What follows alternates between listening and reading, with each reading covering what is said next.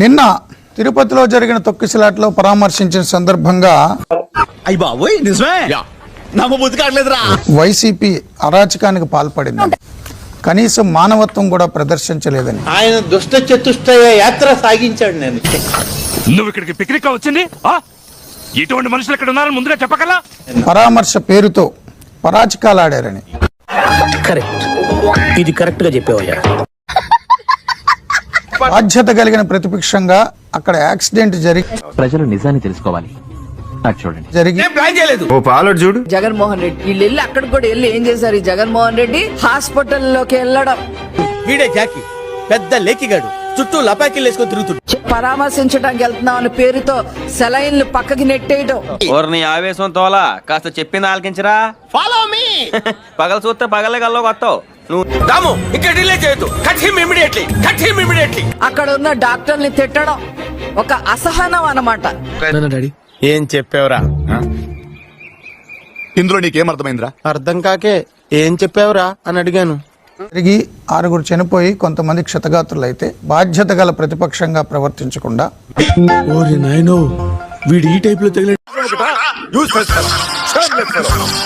ఆసుపత్రికి జగన్ తన ముఠాతో వెళ్లి ఎందుకంటే వాళ్ళు ఏంటి మమ్మీ ఎవడీడు అనుకున్న ఏమి అక్కడ జరగల. వాళ్ళు ఒక డ్రామా, ఒక సినిమా ఊహించుకొని అక్కడికి వచ్చారు. బండి బందూరే భయ్యా బండి బందూరే గొడిని జమారే భయ్యా భజన జమారే. ఎందుకంటే దాని వెనుక బ్యాక్గ్రౌండ్ ఉంది. హోంవర్క్ చేసిన, హార్డ్ వర్క్ చేసిన, ప్లానింగ్ చేసిన. దుష్ట చతుష్టమైన 4 ఉన్నారు. శవాల ముందు చిల్లర ఎత్తుకునే బ్యాచ్ ఉంటుంది చూడండి, అలాంటి బ్యాచ్ వైసీపీ పార్టీలో ఉందన్నమాట. సాములో కూడా ఈయన సూపర్ స్టార్. ఆ నలుగురే తిరుమల తిరుపతి దేవస్థానాన్ని భ్రష్టు పట్టించింది జగన్మోహన్ రెడ్డి తోటి ఇంకా 3 కలిపి 4. ఆపుకోలేకపోతున్నాను రా. ఆ 4 తిరుపతి తిరుమల దేవస్థానాన్ని అప్పట్లో చాలా అరాచకాలు చేసి అడ్డాగా మార్చారు. ఇదొక హఠాత్ పరిణామం, ఎవరు ఊహించినటువంటిది. సర్లే భుజం పైన చెయ్యేసి తీసుకో, చేతులు తిన్నక ఉండకపోతే అలాంటి మాట నీకు సెట్ అవ్వవు, వద్దు. ఏం యాక్టింగ్ బ్రో. అదే 4 మళ్ళీ ఇప్పుడు ఆయన పరామర్శకు వచ్చారు. దీనికి మీరు ఏమంటారు సార్? జగన్మోహన్ రెడ్డి పరామర్శకు రావడానికి ముందే ఆ 4లో ఒక వ్యక్తి ఏమిటండి మీరు మాట్లాడేది? ఆవిడ కరెక్ట్ గానే చెప్పిందిరా. చాలా సేపు సస్పెన్స్ తర్వాత నాకు ఆసుపత్రిలో ట్రీట్మెంట్ తీసుకున్న క్షతగాత్రులు 18 మంది ఉంటే కమ్ములు పత్రబాబు చెప్పు.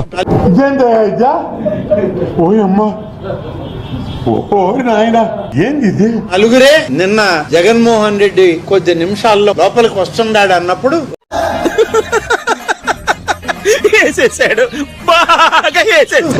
వారందరి దగ్గరికి వెళ్ళి వైట్ కవర్స్ ఇచ్చారు. ఒక వ్యక్తి పోయి 18 మందికి 18 కవర్లు ఇచ్చాడు. కేంద్రమే ప్రింట్ కొట్టేది వాళ్ళే. జగన్మోహన్ రెడ్డి వస్తున్నాడు, మీకు అంతా పరామర్శిస్తున్నాడు, మీరు అందరూ చెప్పండి, తెలుగుదేశం మీద చెప్పండి. నేనే చెప్తాను. నీకెలా తెలుసు? ఏమో నాకు అన్నలు తెలిసిపోతే అంతే. చంద్రబాబు నాయుడు మీద మీరందరూ కూడా మీ బాధను చెప్పండి అని చెప్పి కవర్లు ఇచ్చినటువంటి వ్యక్తి మీకు సిగ్గనిపించడం లే? ఇదొక హఠాత్ పరిణామం, ఎవరు ఊహించినటువంటిది. ఇచ్చి చంద్రబాబుని టీటీడీని తిట్టమన్నారు. ఇక్కడ ఏం జరుగుతుందో తెలుస్తుందా? రాసింది నేనే కదా. ఇప్పుడు ఎక్కడ కొట్టాలరా నిన్ను? కొట్టకుండా పని మార్గం లేదా? ఇవన్నీ కూడా సీసీటీవీలో రికార్డ్ అయ్యాయి. అరే షూటింగ్ ఆపండి రా, షూటింగ్ ఆపేసి అందరు ఇక్కడ రండి, కథ చెప్తాడు రవి. మొదలు పెట్టు. అక్కడున్న డాక్టర్లు సిబ్బంది విన్నారు, చూశారు. ఇలా బుక్ అయిపోతాయి కల్లో కూడా ఆడుకోలేదు.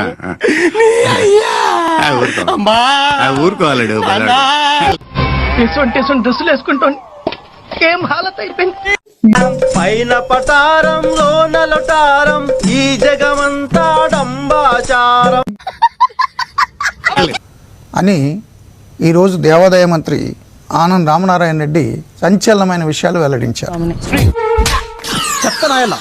నీ వల్ల కదా నా జీవితం సంకనాకపోయింది. ఎక్కడైనా యాక్సిడెంట్ జరిగినా ఏది జరిగినా పరామర్శించి ప్రతిపక్షమైన అధికార పక్షమైన వాళ్ళకు భరోసా కల్పించాలి కానీ అదే విధంగా అన్నప్రసాదంలో కూడా భోజనాలు పెట్టే కాడు కూడా ఏ విధంగా నాణ్యతగా లేనటువంటి ఈ సరుకులు తెచ్చి పెట్టినాడు.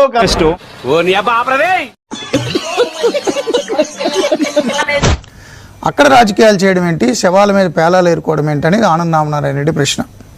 నీకు సోదరిమే లేదురా, ఇంకోసారి కానీ లేపావంటే ఇక్కడి నుంచి దూకి చేస్తా. సవాలు దొరికితే తప్ప రాజకీయం చేయలేనటువంటి సన్యాసి. వాడి శాడిజం భరించలేకపోతున్నాం బ్రో. డబుల్ పేమెంట్ ఇస్తానని ఆపేమని చెప్పండి. అయ్యి బాబోయ్ నిజమే నమ్మబుద్ధి కావట్లేదురా. గతంలో వైసీపీ హయాంలో కూడా కచ్చలూరు బోటు ప్రమాదం జరిగి 22 మంది చనిపోయినా ఎవడు భయపడతాడు నాకు అర్థం కాదు. మీకు ఏం చేస్తారు మీరు? ఏం మీతో అయితే ఏందని? వైజాగ్ లో పాలిమర్స్ లో అగ్ని ప్రమాదం జరిగి కొంతమంది చనిపోయినా అరే రే పెద్ద సమస్య వచ్చి పడిందే, ఇప్పుడు ఏం చేద్దాం? అన్నమయ్య గేట్ కొట్టుకుపోయి 40 మందికి పైగా చనిపోయినా ఏ పార్టీ అయినా రాజకీయం కాకుండా పరామర్శ చేసి తర్వాత దీనికి కారణం ఎవరు, బాధ్యులు ఎవరు అవన్నీ ప్రశ్నించవచ్చు. అది మా ఎన్నక లేదు. నా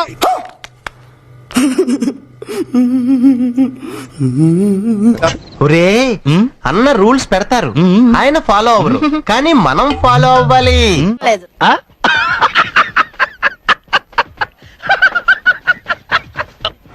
ఏమి జీవితాలయ్యా మీ ఈ మానవ సమాజంలో ఉండదగ్గ వాళ్ళ మీరు మృగాల మధ్య పెరగాల్సినటువంటి మీరు.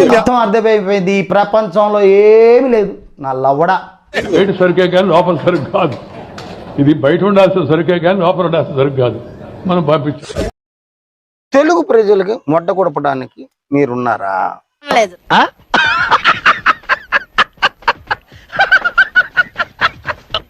మా వీడియో మీకు నచ్చినట్టయితే లైక్ చేయండి, షేర్ చేయండి, సబ్స్క్రైబ్ చేయండి. సబ్స్క్రైబ్ కాదు, సబ్స్క్రైబ్ చేయండి, ఏదో చేయండి.